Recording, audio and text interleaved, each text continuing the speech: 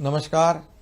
सबसे पहले मैं सर्वोच्च न्यायालय को धन्यवाद देना चाहता हूं, क्योंकि महाराष्ट्र की जनता की भावना को उन्होंने ध्यान में रखते हुए क्यूरेटिव पिटीशन को स्वीकृत किया है और 24 जनवरी को खुले कोर्ट में उसकी सुनवाई रखी है।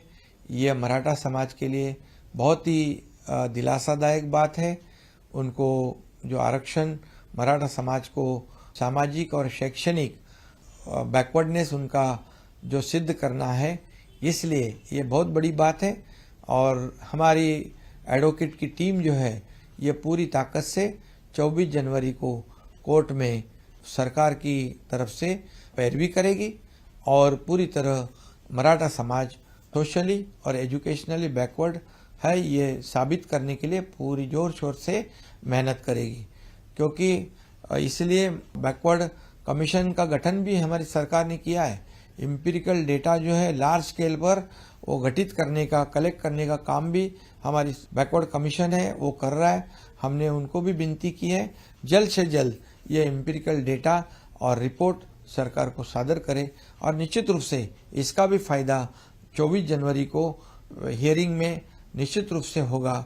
क्योंकि पिछले समय में जब मराठा समाज का आरक्षण रद्द करते समय जो त्रुटियां, जो खामियां, जो ऑब्जर्वेशन कोर्ट ने रखे थे, उसको ध्यान में रखते हुए पूरी तरह ये मराठा समाज कैसे रहता है, उसकी क्या हालत है और मराठा समाज सोशली, एजुकेशनली कैसा बैकवर्ड है, ये साबित करने के लिए हमारी टीम काम करेगी।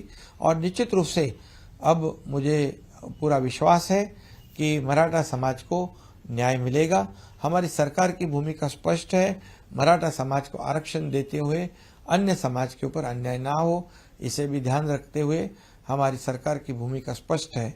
और अभी ये भी मैं कहूँगा कि जरांगे पाटिल जी को आंदोलन करने की नौबत नहीं आएगी, क्योंकि अभी काम शुरू हुआ है। जो क्यूरेटिव पिटीशन जो है वो लाइव हो चुकी है और इससे मराठा समाज को निश्चित रूप से न्याय मिलेगा।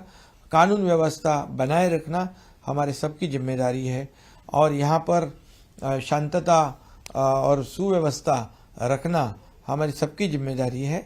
और इसलिए सभी का मकसद एक है, मराठा समाज को आरक्षण देना। तो इसलिए सरकार पूरी तरह मेहनत कर रही है, सरकार पूरी तरह ईमानदारी से काम कर रही है।